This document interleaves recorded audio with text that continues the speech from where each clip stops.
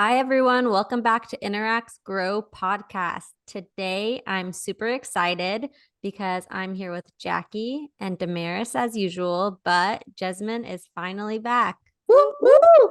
Welcome Hello, back. everyone. Thanks. It's good to be back. I Yeah, missed you Jasmine, guys. give us a quick recap. Where were you? Why have we been missing you on the last month of episodes? What's going on?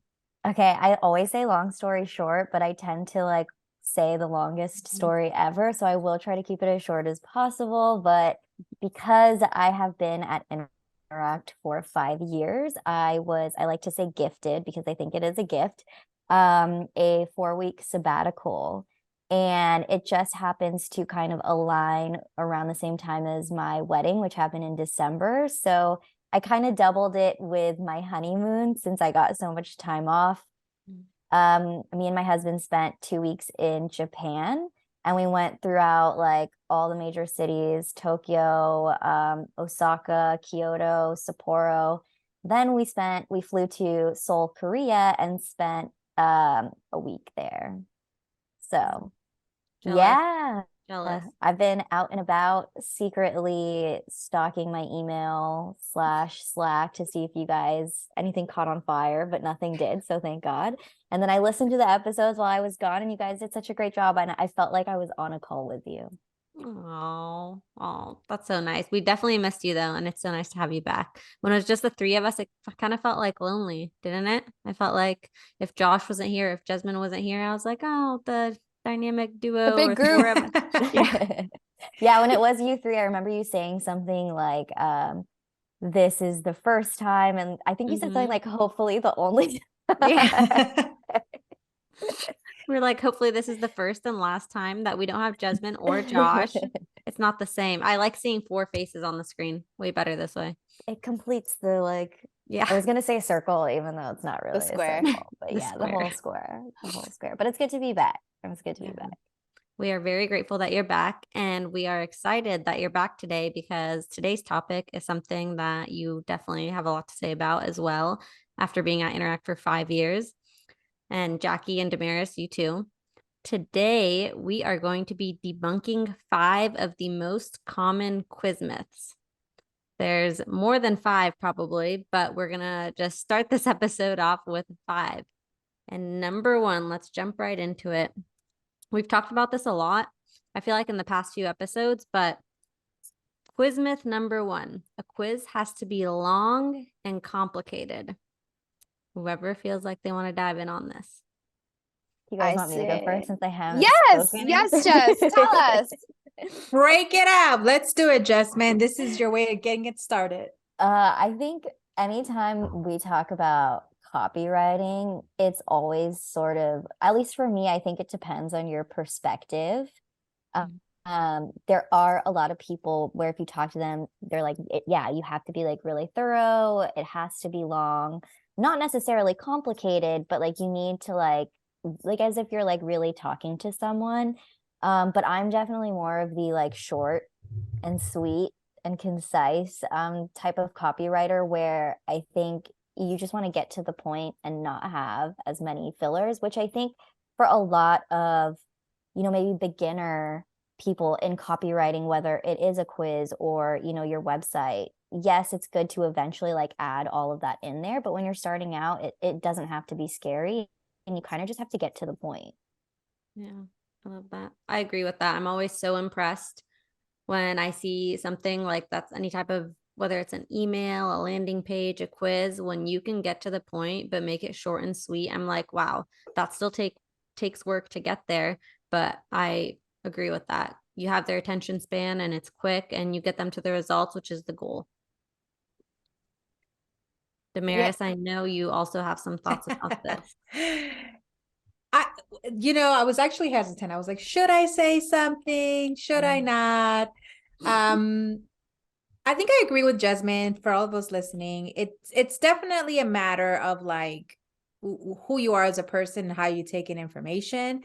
Especially if you are, it depends on your audience as well, right? Some people have different types of audiences, some younger, some older, maybe in the middle. It just really depends. It doesn't have to be long and complicated, I think, on a quiz. I mean, I think that's like the biggest debunk myth that we see out there.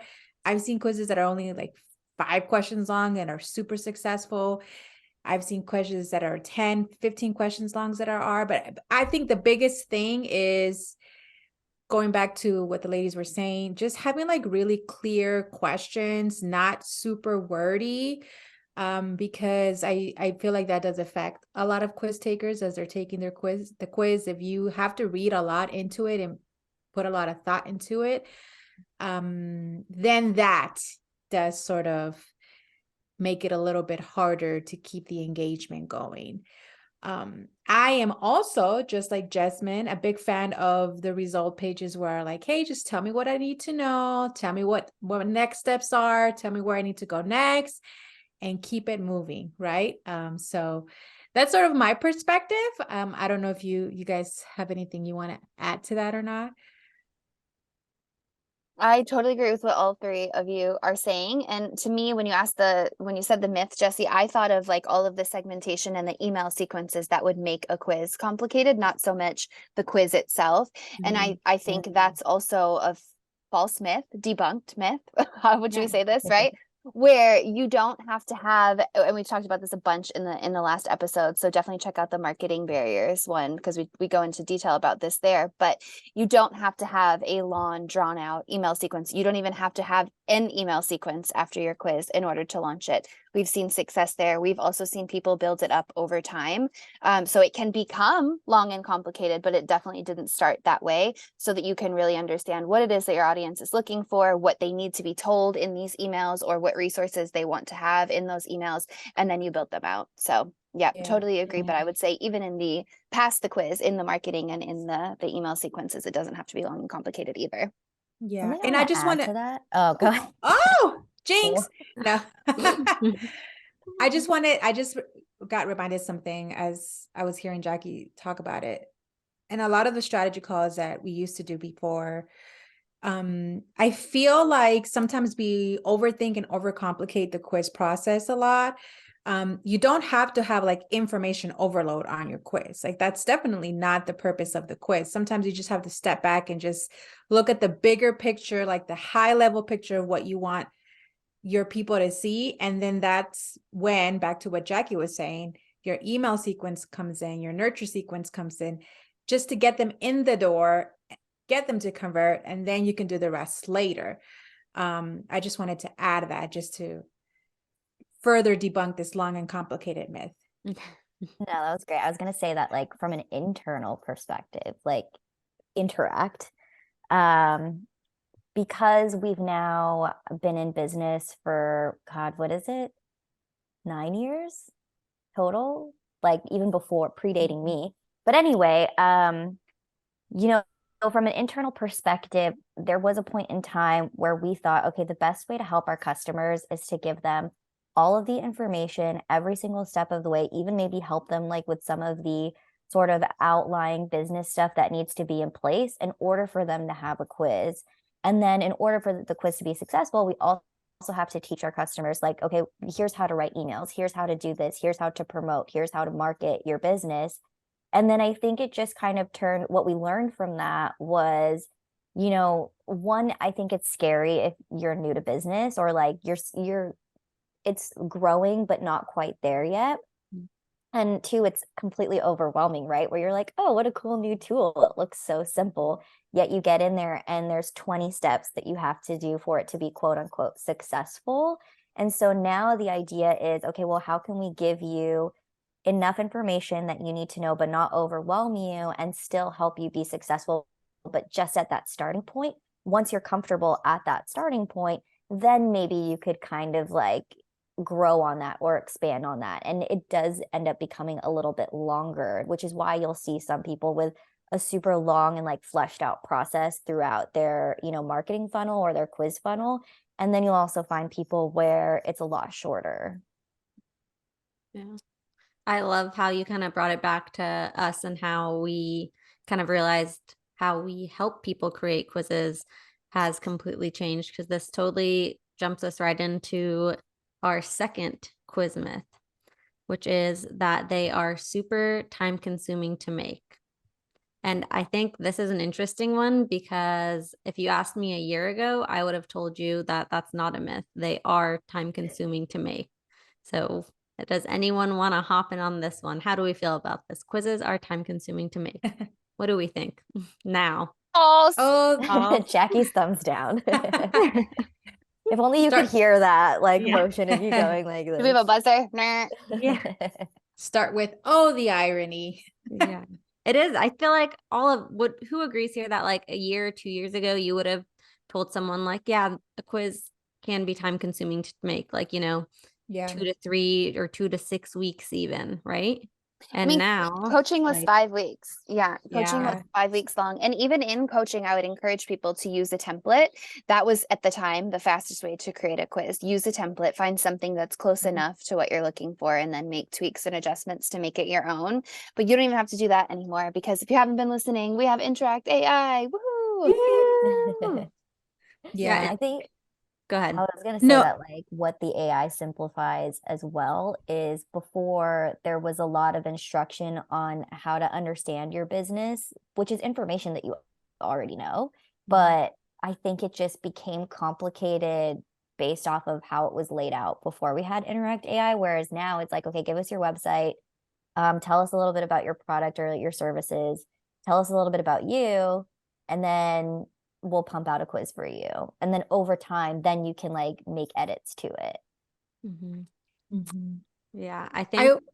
I always go back to when Josh first introduced Interact AI to us, the tool, which is still in beta, but what he mentioned, something around the lines, it's not verbatim, but he said something around the lines of Interact really struggled before sort of closing that bridge or that gap of how do we help customers build their quizzes without it being so time consuming. And I think that was always challenging for him as a CEO and founder, trying to create that bridge for our customers, which is why Jackie had coaching, we had the community, we had all these things and resources to try to help.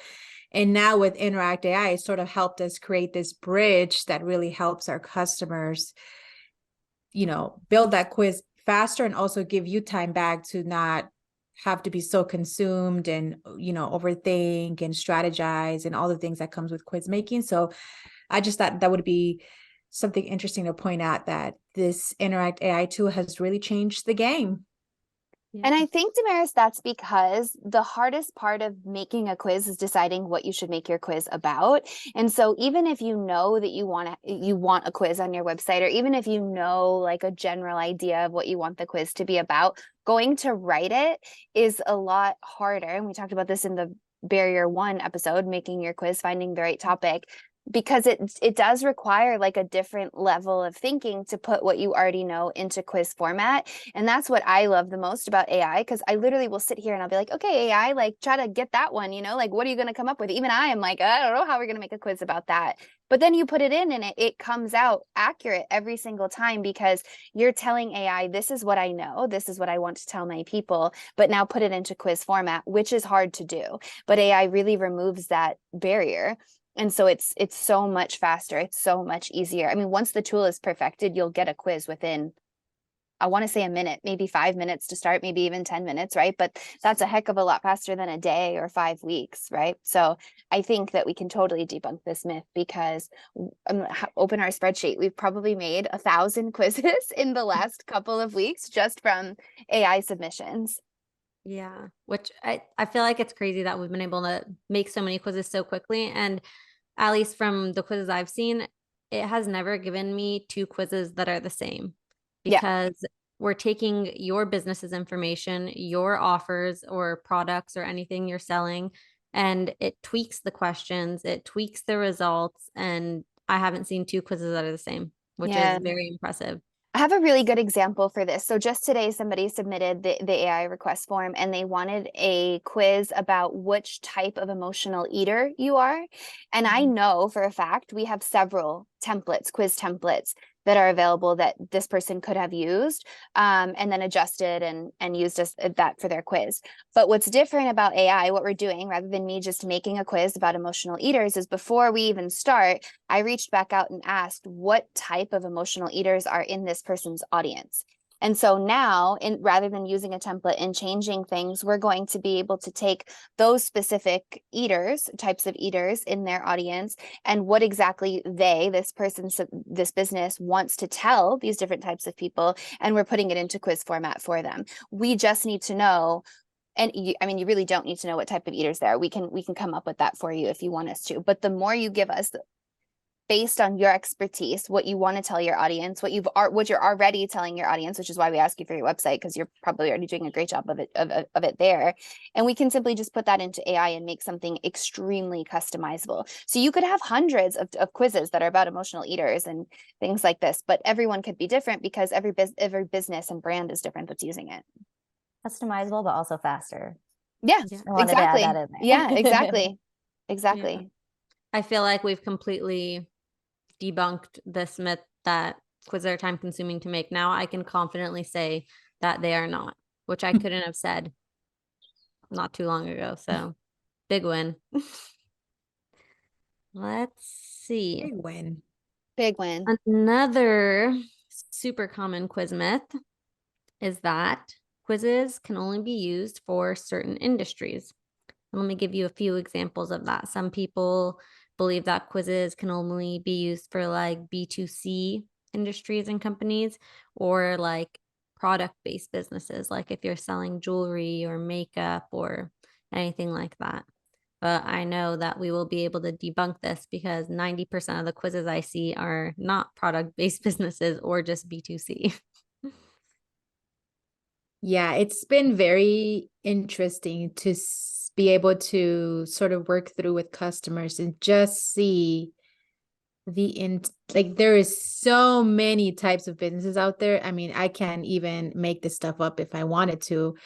And I think Jackie, you were just saying something about chickens the other day, and then, product related quizzes and for university students that are, I don't know, planning their final and they want to make a quiz out of it, or nonprofit organization. I mean, the list goes on and on and on. I mean, I don't know how do we even get started on the topic. I'll let one of you guys get started because my head's just going everywhere.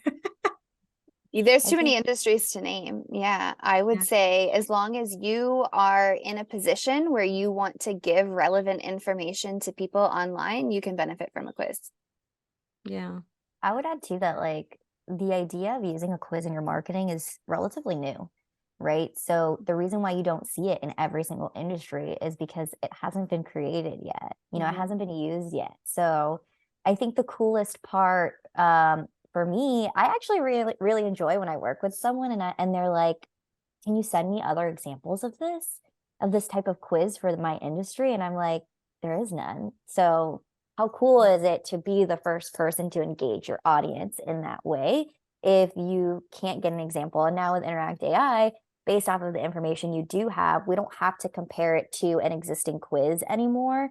We can use the AI to like help you create something of your own. And now you are, I guess, the thought leader in how to engage your audience in this type of way. Yeah. I love that. I keep thinking about this quiz that I built with AI. I think they were called 28 Muses, and I really liked what they did. They're like specific to the New York area, and they have different like retreats slash kind of like team building offerings for people. And their quiz is all built around that, like someone like Melanie from our team, who is our executive assistant. She's kind of in charge of our offsites and our team bonding activities. And their quiz is all about helping them pick which type of team building activity would be right for their team. And the results kind of show them the options that they have, like, and why. And I feel like that's also a perfect example that it's not just B2C. It can totally be straight B2B for businesses. And I mean, our quiz on our website, what's our quiz called? What's the right quiz for you? Or what's the best quiz for your business? I mean, that's aimed at other businesses as well. So those are perfect examples. And to further debunk this myth, how many times have we adjusted that quiz for new industries? Because people would submit and they would say, oh, you know, my industry is not on this list. And we would get very, very niche businesses. Jasmine, you were reviewing them. I remember like sourdough bread baking versus just baking versus just baking. They were all different areas, right? So we've had to expand it a ton because so many new people from different industries have come in and requesting quizzes. Yeah. I do want to add, oh, go ahead. Finish your thought because I have like an opposing thought. Oh. Ooh. Yeah. Well, I was gonna say, like, that's a good point that you brought up, Jasmine, earlier, where we don't really keep live examples like that from our customers, but also a lot of our customers have very unique businesses and very unique niche. And so we don't have other quizzes or other industries that we can compare yours to. Why would you want that, right? That's why we have Interact AI to sort of build that customizable quiz for your own, you know, your own business, your own brand, your own voice. And so I just wanted to sort of point that out, that just because your industry or whatever you're doing is super, super unique and there's really not that many people out there, does not mean that you can't use a quiz to get that done. So. Agreed. Love it.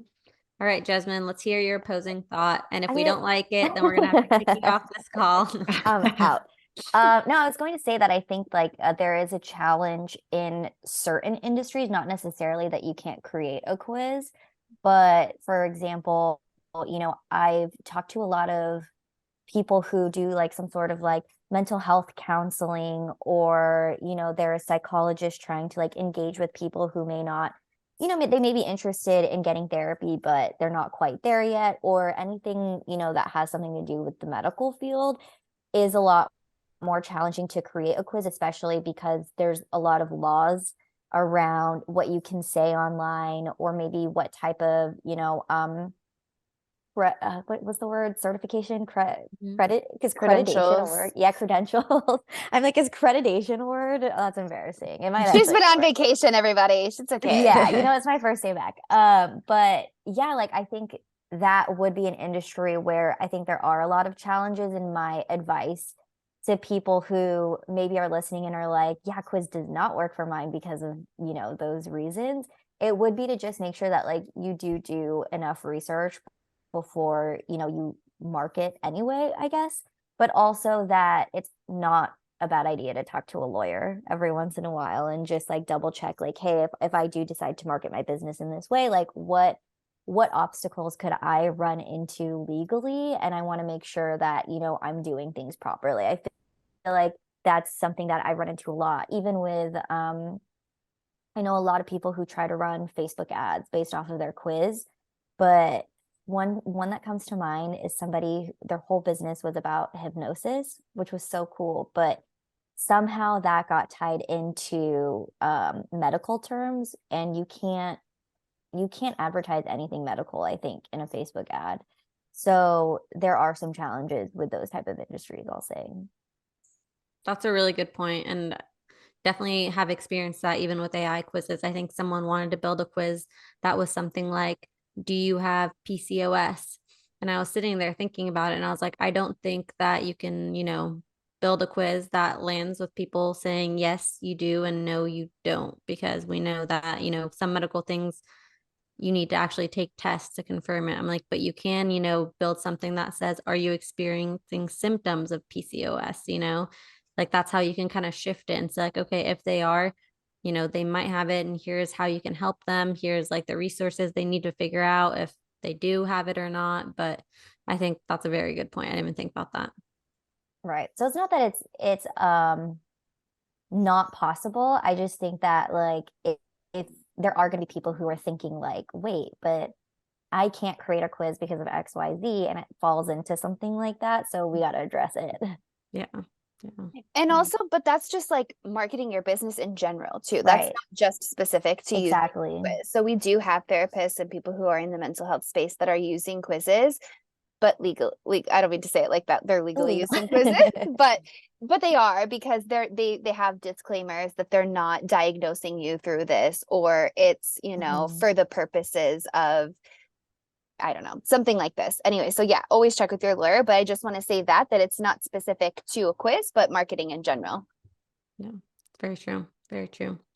All right, next big quiz myth. We're on number 4, by the way. So only one more after this one, but our next myth is that having a quiz does not contribute to SEO or website traffic.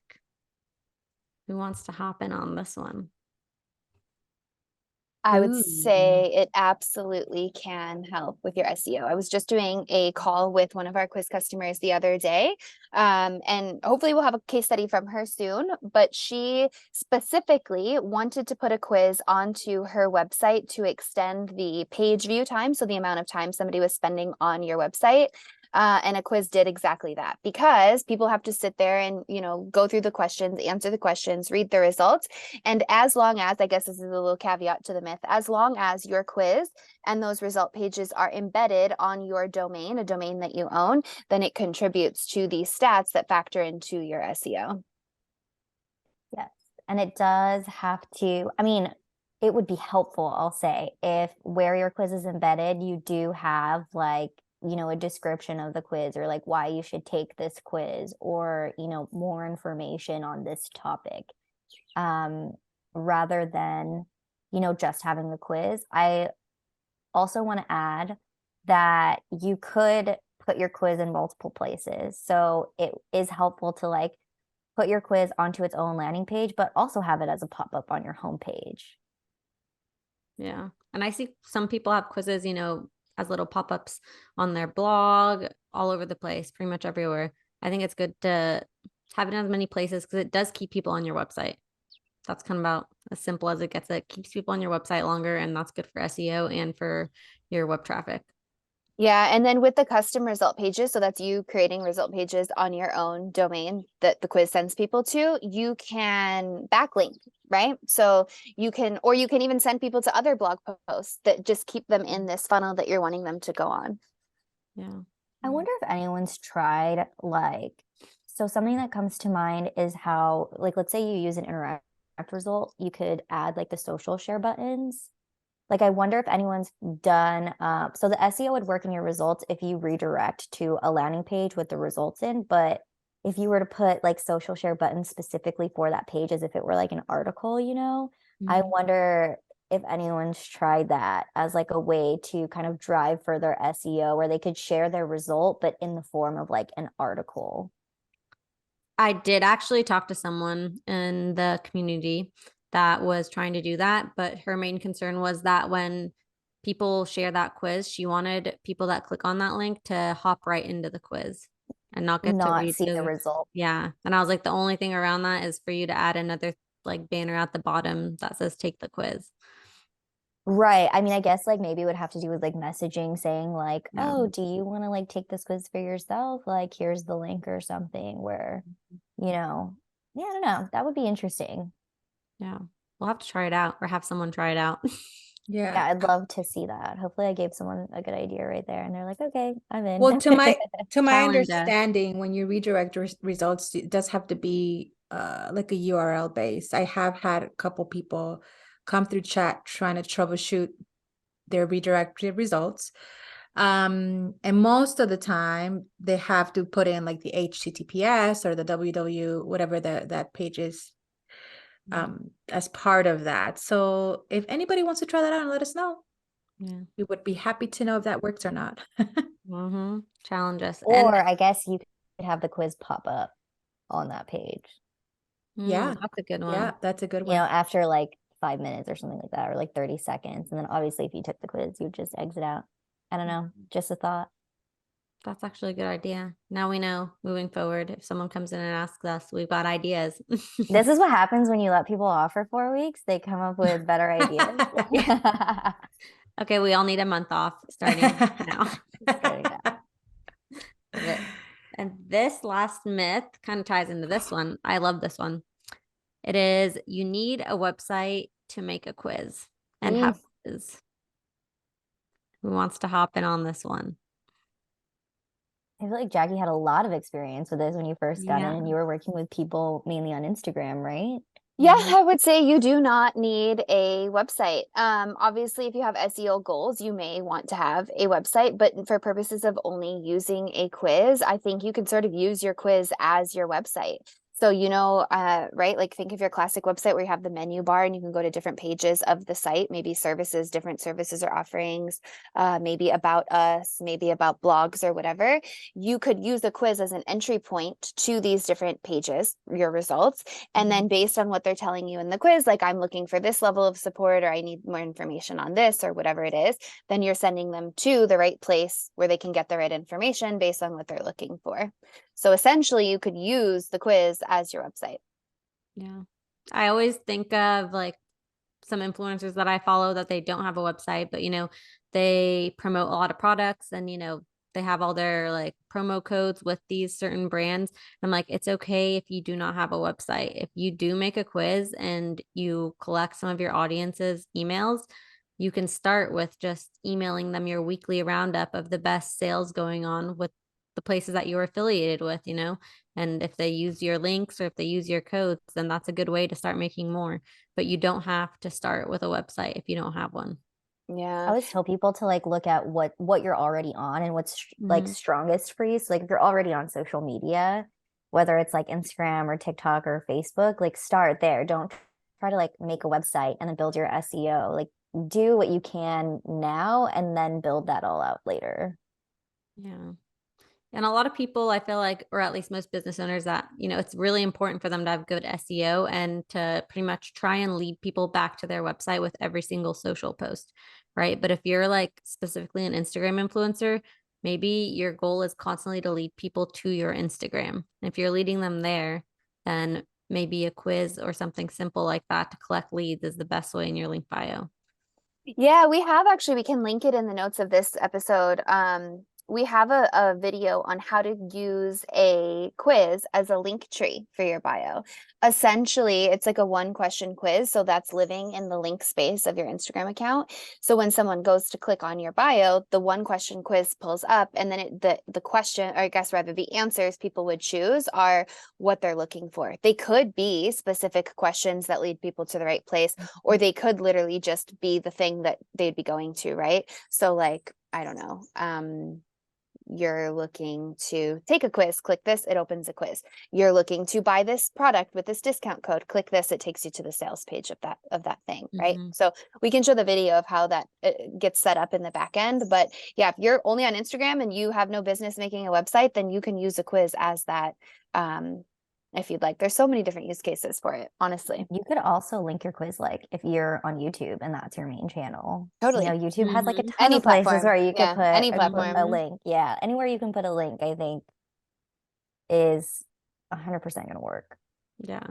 And I just versus like, trying to create like a new website. yeah. And think of it too, like sending Right. people, like you have the highlights in the reels, right? Like up at the top of your page. So you could even have those like quiz things that they're clicking on go to specific reels, or specific posts, or things like that, playlists or whatever you have, whichever platform you're on, that you want this specific person to see versus that specific person.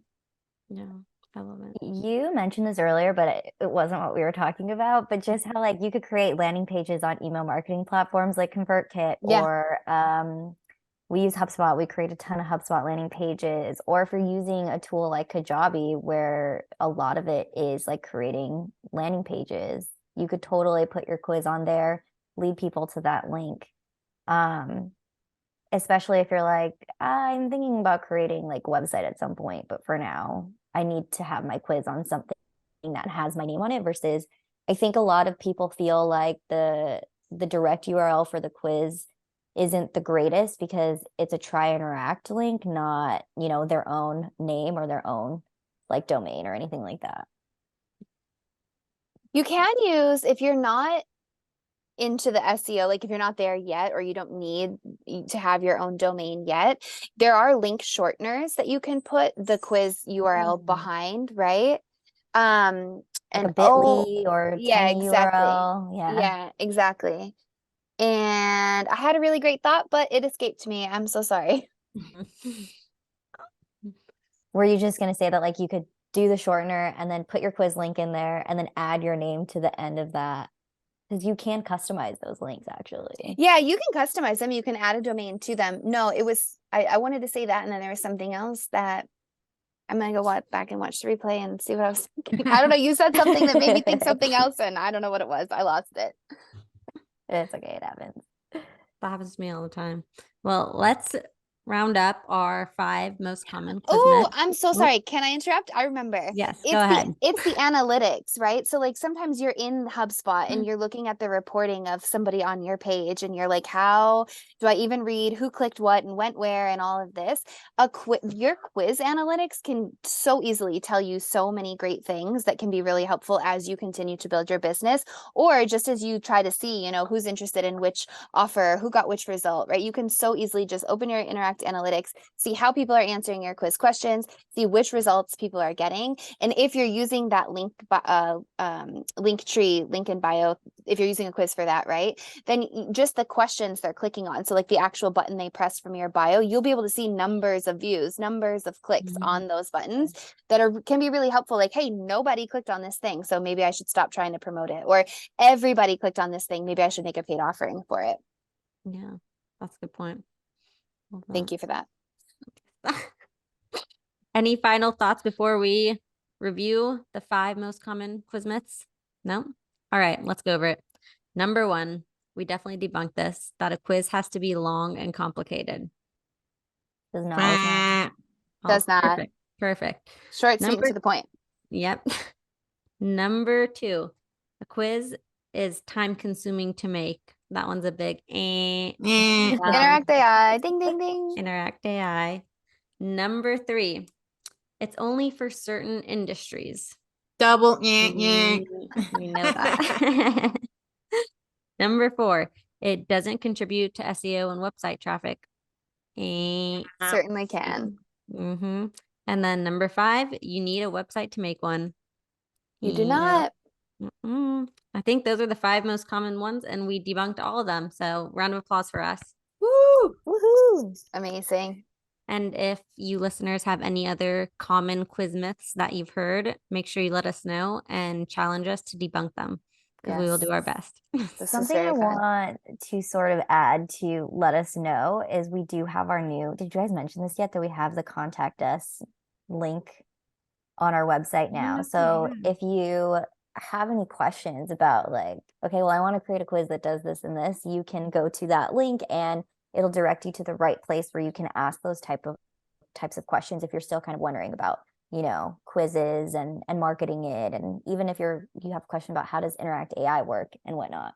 Love it. I don't even think we've mentioned it yet, but yeah, definitely use our contact us page. We'll link it in our show notes for sure. And we'll link Interact AI if you're curious whether you have a quiz or not. If you want to try it out, we will link it and we will have a quiz ready for you within like 2 days. Love it. Perfect. All right. Anyone else? Anything? Nope. Well, thank you guys so much for listening, and stay tuned for next week and we will be back. Bye. Bye, everyone.